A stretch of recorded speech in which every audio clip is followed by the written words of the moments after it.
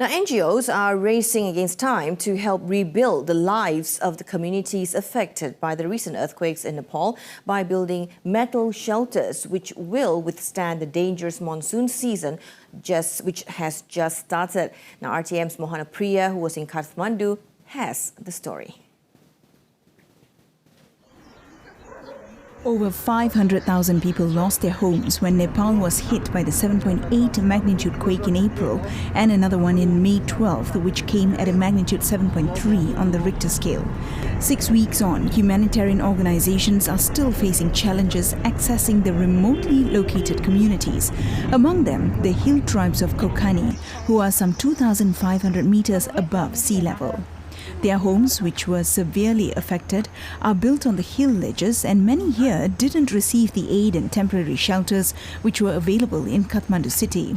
Volunteers from the Malaysian Elite Disaster Relief Foundation, MEDRF, were among the first to build semi-permanent shelters like these, which are better than tarpaulin tents as they can withstand the monsoon. Then the main challenge is the transport, to bring the materials, the structures and all to right up to the hill.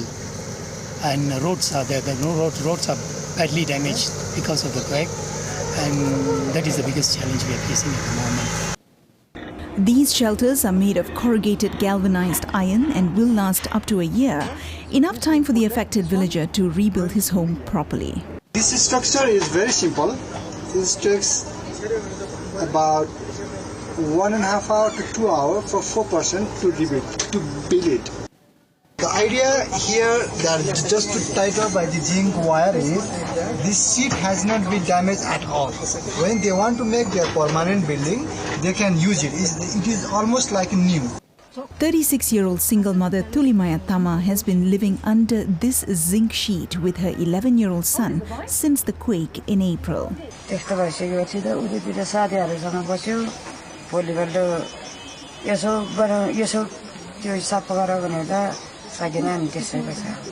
Today, volunteers from Malaysian-based Gift Her with Life Fund, who came to visit her, decide to sponsor her temporary shelter and get it set up immediately.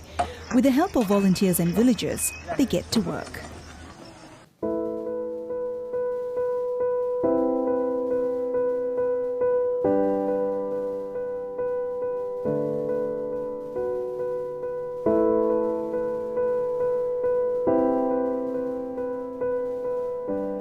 So this is what a typical shelter that's in use looks like. After the volunteers come and build the shell, what the villagers do is they construct the outer and back, the front and the back portion to suit their needs. And as you can see here, they've actually put a tarpaulin cover to shield them from the heat. So if we take a look inside, sometimes up to 7 people can be staying in one shelter like this, one temporary shelter like this.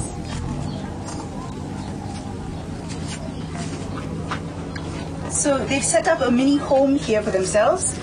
There is a television set. There's a bed. Basically the necessities to make themselves as comfortable as possible. We've also been told that sometimes other neighbors and villagers come in and share the accommodation with them. And at this point in time, sometimes that's what villagers have to do, to help each other. Mohanaapriya, Nepal, for TV2. Great job by these NGOs.